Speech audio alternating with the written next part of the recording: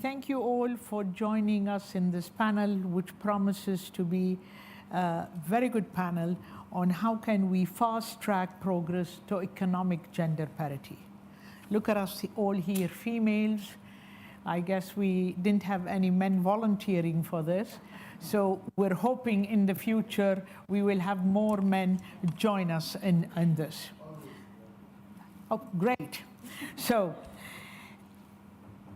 why is this panel so important? Because we have found out that when women are empowered economically, not only families, communities, but actually businesses and economies. So studies have shown that, I guess it's an IMF study, that some economies' output, their GDP, would improve by 35% if they achieve gender parity. And we also have seen that many women tend to go more for sustainable businesses and growth. And they spend, if they are in the investment decision, we will see more of them doing more responsible investments and sustainable investments. So as a result of this, the most successful companies are proactively addressing gender inclusion in all types of businesses, in all their businesses, in innovation and others. There is a statistic which we have looked at which sort of shocked us, and is that if we are, and it's a study that was conducted by the World Economic Forum, started 17 years ago, that if that pace of growth continues for achieving economic gender equality, it's going to take us 131 years to get there. Now, none of us here believes this, we can live with this. And I think I'm going to say that the pace of change in some countries will probably change the trajectory. And I was talking to the WEF here, and I guess we're going to be revising the study. And I'm going to speak about my country, Saudi Arabia, what they have leapfrogged in the gender, and hopefully that will maybe move the trajectory and narrow it. And then the other participants from the region here will elaborate further. So, women participation in Saudi Arabia at the beginning of Vision 2030, 2017, there were around 17% of women participating in the labor force. The goal was for 2030, we will reach 30%. Luckily, at the end of last quarter of last year, 2023, we reached 37% women participation. So that goal is going to have to be changed. Then in 2021, this very women officially surpassed men in founding tech startups. In the political sphere, we have now 6 women ambassadors and numerous women deputy ministers. The percentage of women in senior management position has increased substantially. And I'm proud to say that I'm really privileged and honored to chair a bank in Saudi Arabia called Saudi Awwal Bank, where I have to say N-1, so the women or the senior management reporting to the CEOs, more than 30% are women. This is, and as I talk to other banks across the world, it's a record not only for Saudi Arabia, but actually for the banking industry across the world. At Olayan, we started our family business. We started this journey more than two decades ago, actually 23 years ago.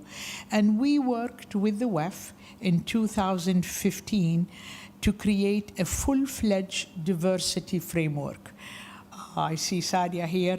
We worked on that, and we called it the House of Diversity. That was recognized as a best practice by the World Economic Forum.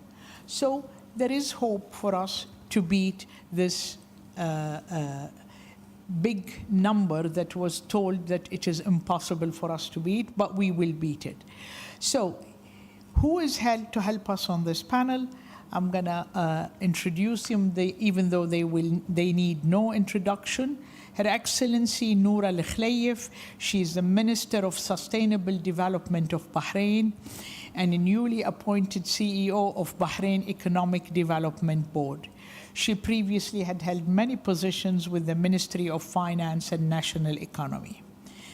And then we have at the end, Hanadi Saleh. She's chair of the board of directors of Agility Kuwait, and I understand the second woman to chair a publicly listed company in Kuwait.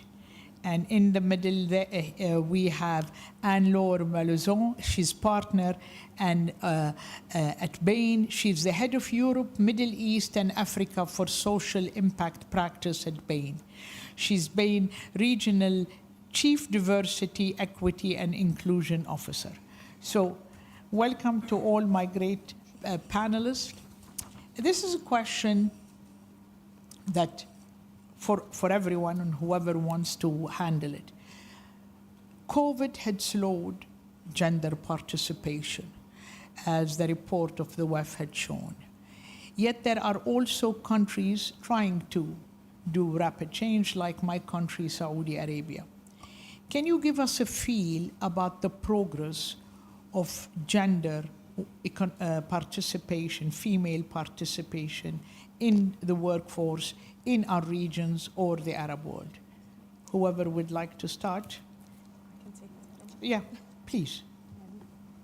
Good afternoon, everyone. First of all, I have to say that it's an honor to be sitting here on this panel with my esteemed panelists. And of course, it is an honor to be sitting next to you and to be sitting on a session that's moderating by yourself. So thank you very much.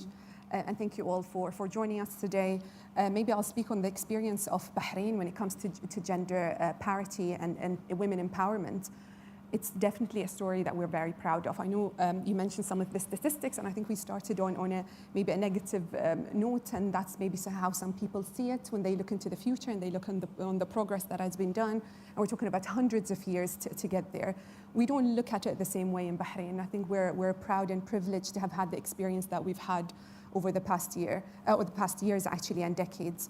So actually, just earlier this year, His Majesty the King instructed the government headed by His Royal Highness, the Crown Prince and Prime Minister, to start thinking about Vision 2050 for Bahrain. So we've had Vision 2030 that was launched back in 2008, and now we're thinking about the Vision 2050. And so to do that, we took a look back. So we're looking at the past 2 decades and also since the launch of the Vision 2030. And of course, there's lots of numbers, but definitely there was one number that was quite striking, and it's the increase in female participation in the labor market. And that percentage since 2003 till 2023 is 126%. So when you look at that number, it strikes you, but then you think, actually, it should not be surprising, because when I look at the labor market at the moment in Bahrain, so of the total labor market, female participation is about 40%. It varies from private sector to public sector. It's actually more than 50% in the public sector, about 36% in the private sector. And then when you dig deep on various sectors, it also varies. So we have about almost 40% in financial services sector. Similar story when you look at commercial registrations. So 42% of commercial registrations are held by women. About 40% of the SMEs are held and led by women. So it's actually quite a positive story. And when you think, again, we should not be surprised, because when we look back, so Bahrain is a country of firsts when it came to women empowerment. We've had the first formal education introduced back in 1928. I believe it was the first country that even allowed voting with municipalities, even before many of the European countries. So the way we see it is there has been great progress. I would say yes, COVID maybe slowed things down like it slowed many of the things, but also there were a lot of initiatives and programs that were introduced to make sure that women are not economic victims of COVID. And I can speak of a few of those later, but I think it's more, the way we see it is more of a positive story. I think we're on the right trajectory when it comes to women participation and gender parity. Yeah. Hanadi, I'm going to go to you and women in Kuwait. I remember growing up, women in Kuwait were quite entrepreneurial and really were leading in businesses. How do you see the progress now in Kuwait? So when I look at Kuwait, and I look, so can you hear me? Yeah. So when I look at Kuwait, I mean, Kuwait has taken huge strides over the years. I mean, I look at my aunts, all of them the first to head a bank, the first to own this, the first to own that, and I look at the community, all lots of firsts. And today when I look at women participation rate in the workforce, it's at 50%. I look at women attaining college degrees, they far outweigh those of men. I look at the women getting STEM degrees, they far outweigh in percentage-wise than those of men. So I think that their pace and their engagement is actually quite high. But the fact is, when you dig deeper, all that participation in the workforce is all within the public sector. And the question that I have is, how do you get them engaged in the private sector? I think this is where we really need to put our focus and our efforts and think, how do we get the private sector to engage these women? And that goes to the other sort of factoid. When most of these women graduate, they have fantastic college degrees, high participation rate in the workforce, but as they get older and they move to middle management, senior management, you see a huge drop-off.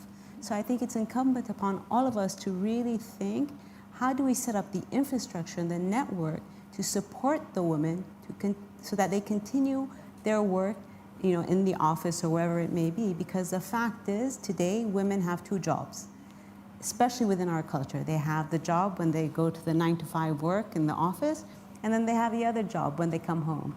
And I think these are the things that we need to grapple with and really think about in terms of legislation, in terms of corporate laws and support, and even community support, changing the culture and actually having men participate at home to equally participate in the work at home. And Laura, do you want to shed some views on this? Yes, I mean, I echo very much those feelings of acceleration. We see them in the UAE, where it's been 50% since 2001, in Qatar similarly, in Saudi, as you said, it's been over 150%. So it feels like a different time where momentum and change is happening in an accelerated way. But I think there's other things that get me excited, although I totally acknowledge everything you said, Hanadi, around the challenges we still face. One of those things is there are areas of strength. We don't talk about them as much, but things like wage parity. Qatar, Saudi, and the UAE are in the top 15 globally for wage parity, actually, which is incredible. It's hard to get the participation to keep it sustained, but once they're there, they're paid the same. Another area is in the UAE, for example, number one in terms of women in parliament. So there are definite positive signs and strength areas which we need to build on and also communicate more on, because we tend to hear a narrative often coming from different parts of the world about women in the region, and as women from the region, I think we all feel that narrative doesn't represent the story fully.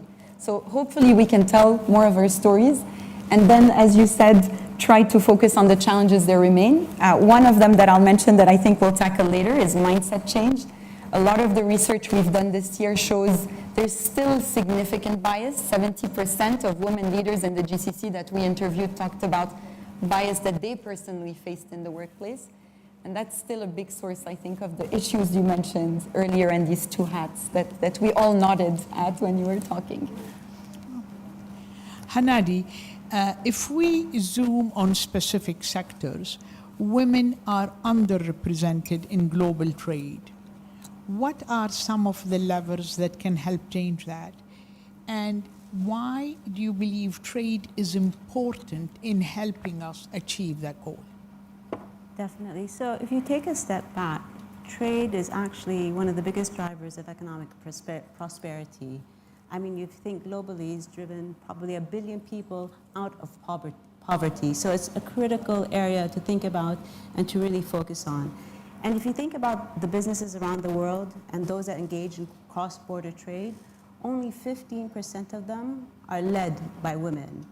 And there's a study that says actually if you close that gender gap, it's actually a $12 trillion opportunity. So it just makes economic sense. So if we were to focus in to various areas within trade, you know, the fastest part of trade, which is cross-border trade, and you look at different platforms like Alibaba or Lazada, you actually see them as a huge enablement platform for women-led businesses. Alibaba, about half the businesses on there are led by women. You look at Lazada, whether it's in Indonesia or Philippines, either a third or two-thirds of the businesses are led by women. In the Middle East itself, and even companies that we've invested in, a third of the businesses that they have enabled in cross-border trade are about one-third.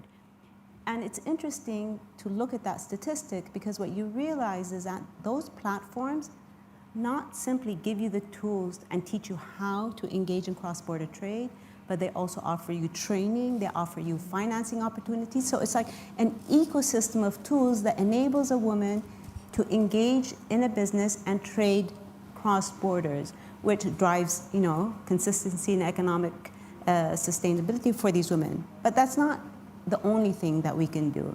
You're thinking about financing, giving women access to financing. Another interesting statistic is free trade agreements. If you look at it, out of the 577, almost 600 free trade agreements, only around 80 or 90 of them actually have a gender sort of focus to it. And the question is, how do you actually change it from a gender focus to actual policies and frameworks in order to engage them, at least for a certain period of time?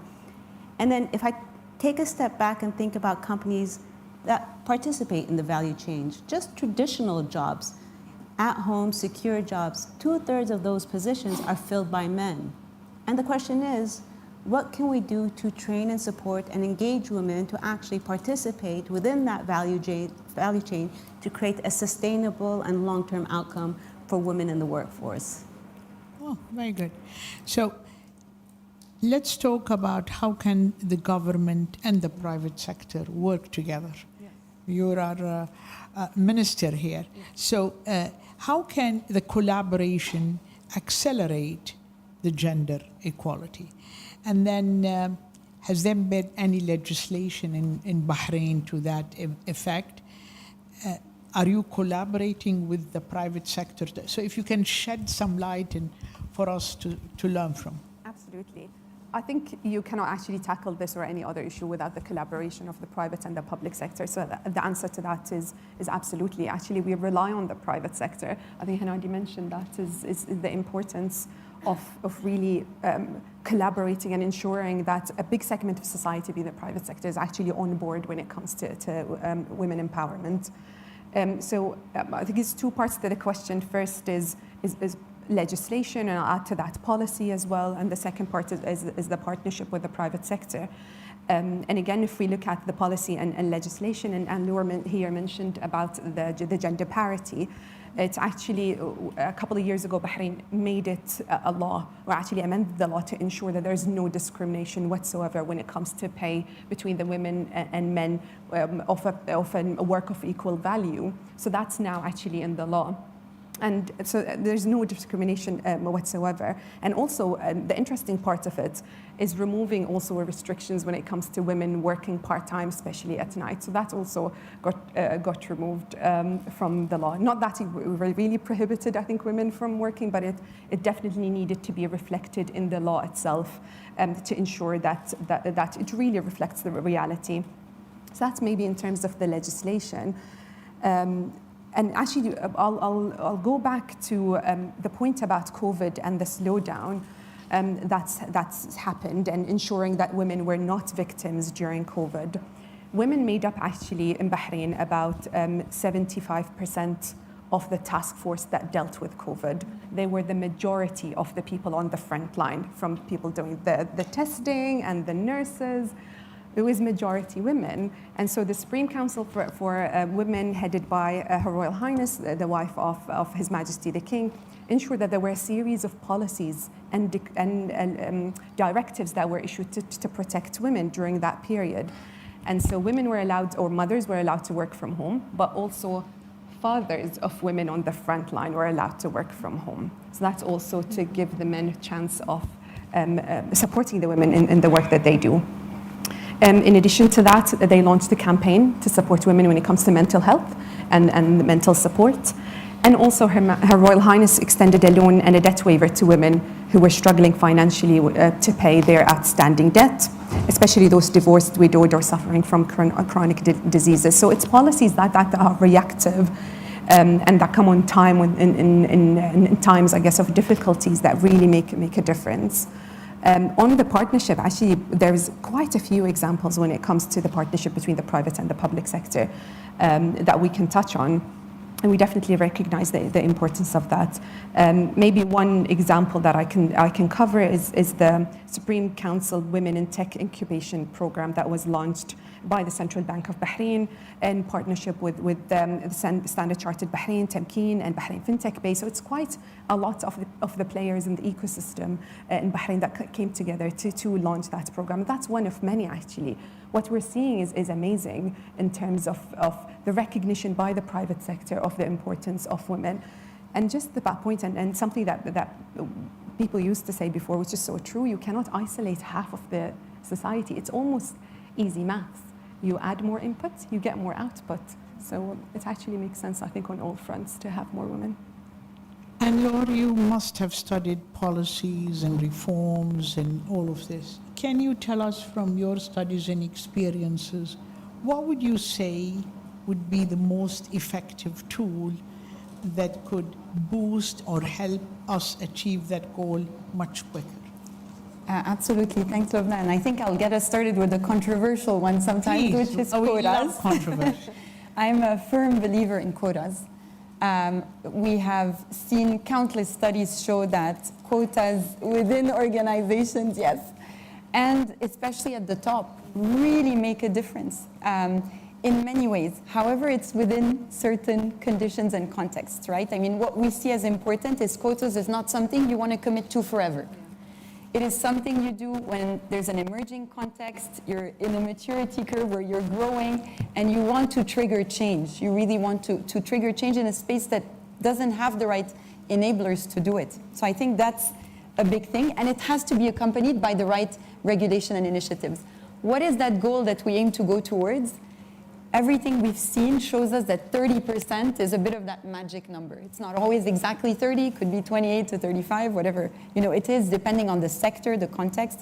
But when you have 30%, and I love, Lumna, in your introduction, you said you have 30% women at the bank, that is a magic number where there is a multiplier effect that you start to see because women are in the organization asking for gender inclusive policies. And by the way, men are doing the same because they have women around them. They see things differently because they're more exposed to diversity. This isn't just about women. This is about women and men. It makes it a better place to work for all.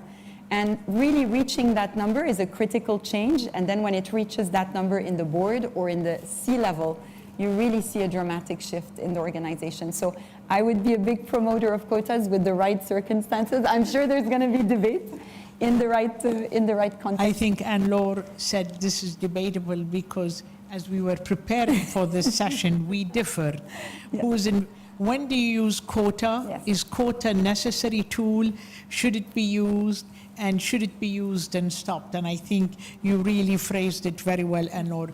Actually, in preparing for this, I found out that from June 2026, the EU has or will face is making large companies to ensure that 40% of their board members are female. So that's the question, is it a regulation or is it a quota? It is a quota, but EU has to resort to 40% to achieve, to get there. And so I know, Hanadi, you don't share that view. Before I give you the floor, I have to say that when we started in my company, starting to have women in the workforce, I agree. The biggest challenge was the mindset. How do you change the mindset? And when you meet so much resistance, then unfortunately, the only way to impact it was to ensure that there is a minimum of that we want to achieve. And the quota was very small, 5% initially. And then we started using incentives, KPIs. How can you incentivize the companies? How can you do this? So Hanadi, why are you against quotas? Okay, to frame it, yes. Yeah. I mean, By the way, now we haven't agreed, so now it's open debate for us, and we agreed we're going to go there. no, just to frame it, I mean, I'm not a fan of quotas, and I'm not a strong believer in quotas, but the story of what resonates with me is in certain markets where you need a kickstart, you need to rethink your engagements, like riding a bicycle. When you're young, you need the support wheels, the training wheels. But when you can ride a bicycle, then you take them off and then you have to go on. So Anna, from my perspective is maybe at certain points you need to consider it, but bottom line, I don't disagree with the stats, but it just doesn't resonate that well with me when it comes to quotas. But what does resonate for me is when we think about, jobs for the masses. This is where we really need to have high impact. Boards are great, but boards touch only a tiny bit, like it's a teardrop in an ocean. We need to think fundamentally, how do we transform, women engagement at work for the masses? I mean, I look at our industry. Within the seafaring industry, only around 1.5% of the jobs are allocated to women. You look at other sectors, only around 10 to 15%. And you think about it, why is that the case? There are some countries that certain jobs that are done within logistics that legally they're not allowed to do it. And it's not just our region. You have more than 100 countries that have actual legal restrictions where women cannot participate in certain jobs. These are the things that we really need to fundamentally think about and really need to change. And then, so that's one aspect. So there are certain initiatives which I'm a fan of. And I think one of our businesses, Menzies, has actually signed up for it. It's the IATA 25 by 25, which commits that to engage women in middle and senior management and ensure there's around a 40% participation. So that, for me, you create an ecosystem, you create examples on a day-to-day basis that your sister can see it, your daughter can see it, and it will encourage them. And I think it actually fundamentally tackles the core issue of the mindset. Because what people don't realize is that at every level, every point, and I'm sure all of you experience it, as a woman, being viewed at, or even as a man, when you look at someone, your counterpart, I mean, it probably engages your mind in one way or another. It's that, that hidden sort of bias, which we need to really address, and I think that fundamentally solves the problem. So I'll soon be opening it for questions from the audience, but I'd like to ask the panelists this question. So we have seen how much the economy can benefit, how much businesses can benefit from gender participation. And we've seen the EU go for 40% women in the board. I think a study done by Bain, we've seen that in the Arab world across, it's only 7%. Yeah. And some of the GCC, 1.5%. So if quota is not that a question, regulation is not, how do we get there? And I think all of us here believe women should be, who are on the board, should be ready to take that responsibility. What are we doing wrong, or what are we doing not fast enough to get women to be able to take that position? I mean, when can we be proud to say at least 1 or 2 women on every publicly listed board in the Arab world has women in it? I understand that actually in this case, family businesses are ahead than publicly listed companies. That's what the studies as well show. So, and maybe since you've studied this in depth, can you tell us how can we leapfrog to have more women on the board so we can reap the benefits in the Arab world?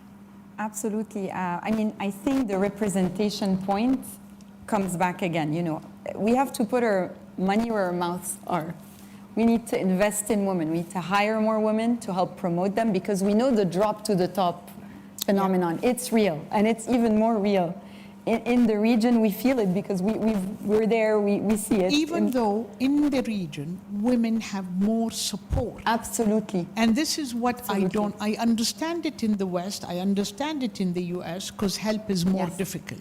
Yes. But here in our region, with all the family, and help is easier. Why is that?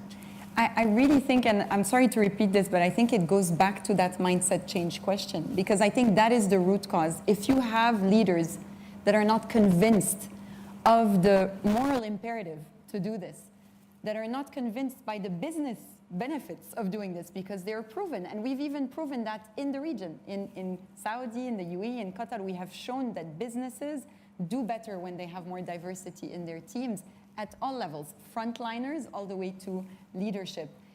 Then I think that makes things difficult because it creates a tick the box mentality. So I think really what we need to work on is trying to shift the mindset. Part of it is around awareness, collaboration with the private sector. We've seen that when there's coalitions and networks that form in a couple of the countries in the region, that has started happening. There's been a shift around mentality around it. So working with other businesses. And really, I think government policies help a lot in creating that momentum. It doesn't have to be quotas, but looking at supportive policies at work, work-life balance policies, which again benefit men and women in the workplace. All these things create better environments, which help women love the workplace and stay longer in it because they feel supported. Yeah, I mean, Hanadi? just to add to that, I really think men need to take a leading role in this, and they have to take a proactive role. And I use agility as an example. I've been with agility since 2007. Yes, I am the second female to chair a board on the listed stock exchange, but agility actually, in one of our subsidiaries, appointed the first woman to be the chairperson on a listed company.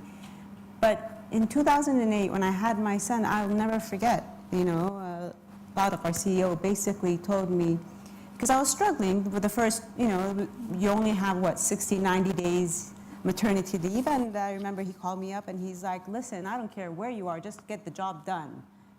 And that gave me a tremendous amount of freedom to be a mother and at the same time get the job done. I didn't have to make a choice, do I leave my job? And remember back then, 2008, we did not have iPhones, and it was BlackBerry back then. It's not like you had Zoom or Teams.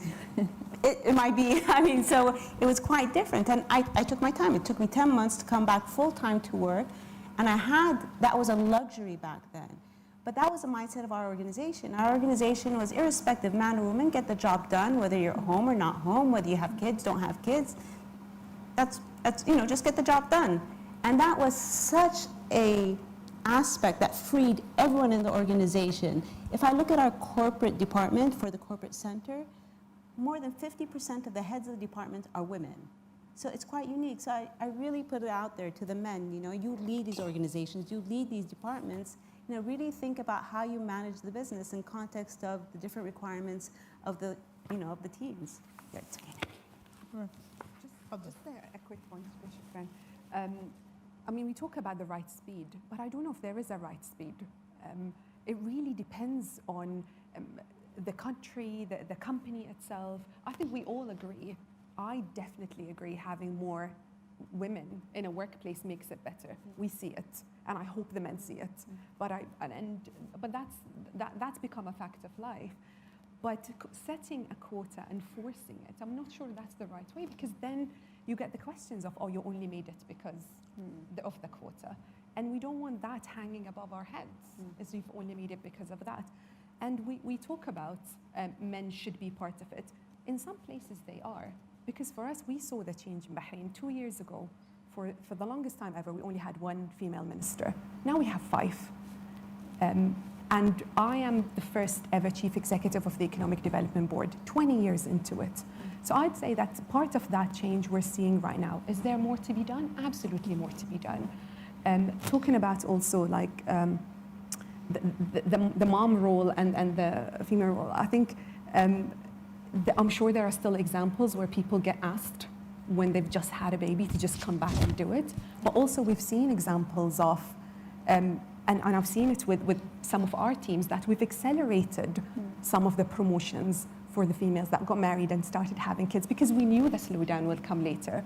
But it was also because based on their ability. And I've seen it with my own. I think we're setting an example here for women and men, to show an example of how a female that has kids is able to take them in the morning to school, do their homework, go to work, do the 9 to 5 and the 9 to 8 and the 9 to 10, and have a balanced work-life balance. So I think we are showing that example, and that's something that I pride myself in doing. It not always perfect, but I definitely think that Bahrain has provided a few examples for people in recent years. So. Very interesting. Audience. Good. Okay. I'm going to start with the men, if you don't allow me, ladies. We have 1 and 2. Okay, here and then pass it forward. Okay, good. Could you give your name and... Yes, my name is Kasum Koulibaly. I am from Mali. I'm the founder of the Africa Global Gender Academy, which is a research, technical assistance, training, and communication institution. And I want to contribute to that debate and to agree with Mrs. Al-Sali to say that if we want to change the narrative and the situation, first we need to involve men on that dialogue and to bring positive masculinity in our societies. This is the first thing I think we need to do. The second thing, coming to the economy in Africa, we need data. And especially in the continent of Africa and in the agricultural sector, we have something we call Women Empowerment in Agriculture Index. Most of the countries where we need to improve women in the workforce is not formally economy, because most of the women are in the informal sector and maybe in agricultural sector. So we need to see how we can get data from that sector and to support women to access to land, to technology, to finance, to market, and everything we needed to improve their life. And the last thing I think today, women are expressing what we call gender-based violence. And in Africa, one woman, women from 15 to 69 has experienced violence during their life. And if we want to change this situation and to make women come into the workforce and to take leadership position, we need to prevent and respond to gender-based violence, and especially violence against women and girls. And lastly, education is the most key. We need to bring on board to say that women can have skills to develop their companies and skills to do their work. Thank you. Thank you very much for your intervention. Very good points. Education is, I totally agree, is a key. Let's go here, and then behind, and then there, please. Hi, my name is Saleh Marghani. I work for Olayan Group. My question, I made a disclaimer, I'm not trying to defend my shortfalls, but speaking of participation, I think great job has been done in the region on pushing the participation of female. But if I use the analogy of the carbon, I think we did the easy ones, and we're now coming to the hard to abate, the difficult industries. And if you're looking at a lot of work being done today in a region mostly where it's dominated by engineering, technical jobs and this, I see a lot of work being done on the supply side, which is unlocking the education, but from a policies and making work environment friendly on the demand side to be able to demand the females to participate on this nature of jobs. If we are aspiring to have that high percentage away from only office jobs to go to the field jobs, and there's some fundamental and structural changes on the way we operated and the way we designed the work in the field, in the industrial side needs to change. And I just interested to know if this is something being in the cooking. Thank you. Anyone wants? And Laure? Yes, perhaps I can jump in. I mean, I've definitely seen that there's massive sectoral differences. And by the way, I mean, the challenges we've been talking about, we talk about from a regional lens, but everyone around the world has those same challenges to a lesser degree perhaps in some places, but they're very common challenges. You're right. I think today there's a lot of companies in sector that were traditionally dominated that are reviewing their policies to look at participation. In some cases, it's actually corporate policies that forbid.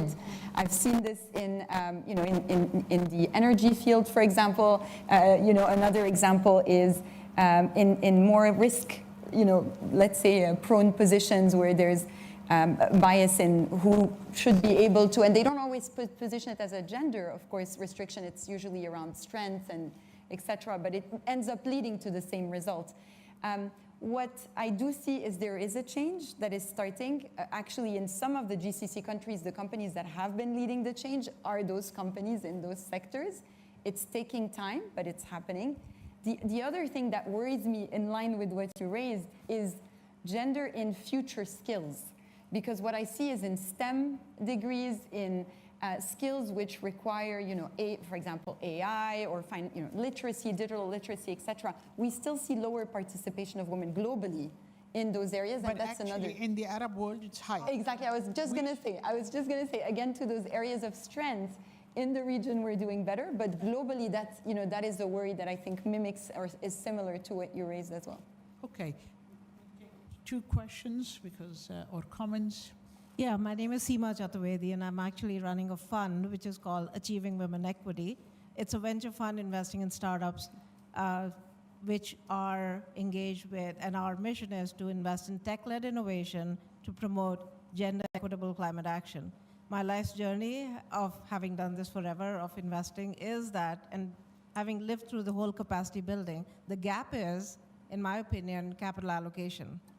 It is known less than 2% venture funding goes to women businesses. So the question is, what can we do to promote greater capital allocation to women-friendly, women-centric businesses, which does, in my humble opinion, require some level of thoughtful allocations made. And Melinda Gates has actually recognized this in the US, where she's backing now women fund managers, because there is an established greater propensity to invest in women businesses, just because at that early stage, you need to understand that business. So, as a group, it'll be great for us to look at what can we do to have greater allocations for businesses that are more women-centric, such that this climate transition is actually gender equitable. I would say I'd like to see capital fundraising gender blind. For me, it is the business that has to be, you go for that business and you are gender blind, who's leading it? And for me, I put the pressure on us women, making sure that the businesses we are submitting are going to be really successful, and we take it for any funder who come, they will come to us, not we. By the way, as I mentioned earlier, that in Saudi Arabia, many of the new tech businesses are majority raised by women, and I'm glad to say that there is quite an interest in financing these. Please, the last here and then to the back. And then I come to here very quickly. If we can move very fast, we have 1.5 minutes. Very quickly, I would love to know, my name's Alicia London, I run Prospera Global. I would love to know what role you think mental health plays within this agenda, picking up on the gentleman's comment around gender-based violence. I think the Minister mentioned this as well. It's been forgotten, stigmatized for a long time, but with many women suffering with their mental health, is this holding them back from making progress on equality and empowerment? There is new research coming out in this area that we're leading, and I'd just love to hear your thoughts, particularly in the region, or we're not really seeing this yet. Okay, we'll move to the, we'll get another one. I'd love to hear the research from your side. Yeah, we'll hear the other one, and then we'll come here. Please, take another question. I'm George Salem from Washington, D.C. I was Solicitor of Labor, a chief labor policy person in the 1980s in the Reagan and Bush administrations. We grappled with this issue, and we forbade quotas, but we allowed affirmative action. Not only did we allow affirmative action, we insisted upon it if you were doing business with the United States government. Therefore, all of the major corporations had to do something they were unaccustomed to doing, which is include women and minorities in the senior ranks, and they had to have an affirmative action plan, which was monitored by an Office of Federal Compliance at the Department of Labor. And That culture 40 years ago has now filtered down to where I think we have as close to parity as just about any other nation on the planet. Thank My you. question to you is, do you have you thought about affirmative action as a policy of the governments that you represent? Thank you. Okay. Do you want to? Absolutely. I think just that point before I forget, I think we've talked about quotas. I actually don't mind the incentive side of it, Yes. and to give a period of time for people to adjust. The point that I think it was mentioned already on the panel is, in the meantime, can we focus on getting women ready for the board? And then we can set a quota later.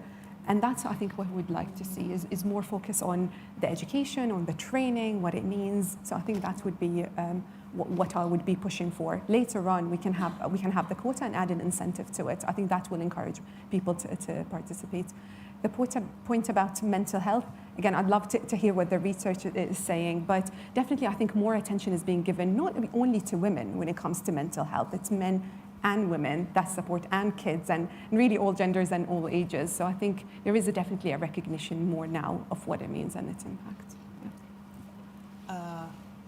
I have the WEF here telling me time is up. I have Has been for a while. two ladies answering. Can we just get 1 minute from each if you have quick questions, and then we have to cut it off? Please, go ahead. Quick. My name is Mail Mazani, and I'm the founder and CEO of the Arab Institute for Women's Empowerment in Saudi Arabia. And we focus on bringing down... Can I just have the questions, please? Yeah. Because we don't have time. Go ahead. We focus on bringing down social barriers that get in the way of women's advancement. I think that's the elephant in the room. Okay. In our society, now that we're talking about the MENA region, what are we going to do to bring down these social barriers, the unconscious bias within our families, within our industries, within the business sector about women? Mindsets. Please. Thank you.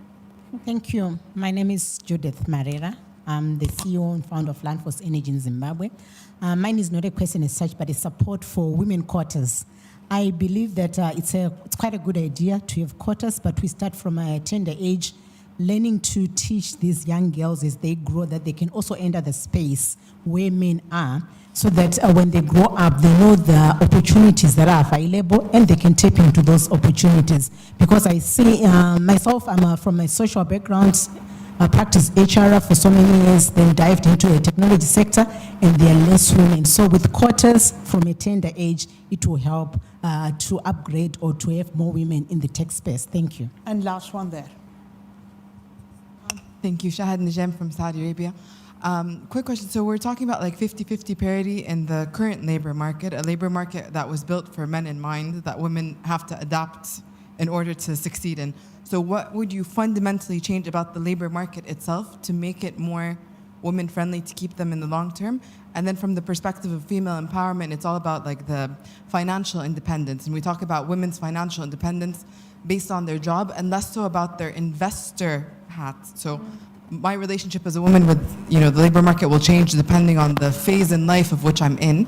So how do I continue to contribute to economic development and my own financial independence without having a 9-to-5 or, being in the job market? By the way, I have 3 daughters, and they all ask that question, 9 to 5.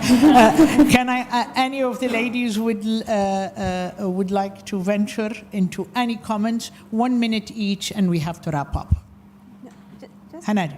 Just a few things, and I think the labor market is completely transformed, and I think actually COVID was a huge gateway into enabling women to continue participating in the workforce.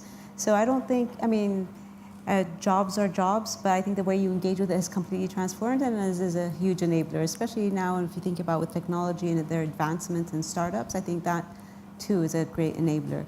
And just one thing to the gentleman over there, I think about agility. A flip side of quotas, what we do is we make sure for any job anyone interviews for, at least 50% of the applicants have to be women. So that is a reverse way of getting them to the table, and then it's the one with the merits who actually get the job. So Great. And Laura. Just two things. I think one is to clarify that when I say quotas, it can take different shapes, including what you just mentioned. It could be minimum thresholds. So I think one is let's not see quotas only as an old, outdated. There's many ways. Incentives are part of it, etc. The other quick thing is let's not see the government only as the leader. The private sector can pioneer. We've seen that happen in the region, including with Alayan, actually, which is one of the companies we identified as a pioneer in the region in that space. Only 2/3 of company, 55 I think was the latest number for GCC, 2/3 globally, have a DEI strategy or gender equity strategy in place, a plan, initiatives. Start with this and help provide flexible work policies, supportive environments around maternity leave, paternity leave, etc. And you get a tremendous also change in the workplace. A couple of things also, and I like what the gentleman said, and actually I was gonna end with that. It's education. Just give the women education and give them access to be able to set up their own businesses, and whether that's through initiatives or programs, providing financing, supporting their innovation. So I think it's those two for independence as well. So Well, just to keep it short. time to end up. I have to say it's been great to be with these great panelists. Thank you. The energy in the room is amazing. And I have to say to the WEF, the 131 years, I think here is going to be cut to 20 years maximum if we move, and we all have to work together to get there. But we need more women, more men with us on this panel. Thank you all very much. Thank you.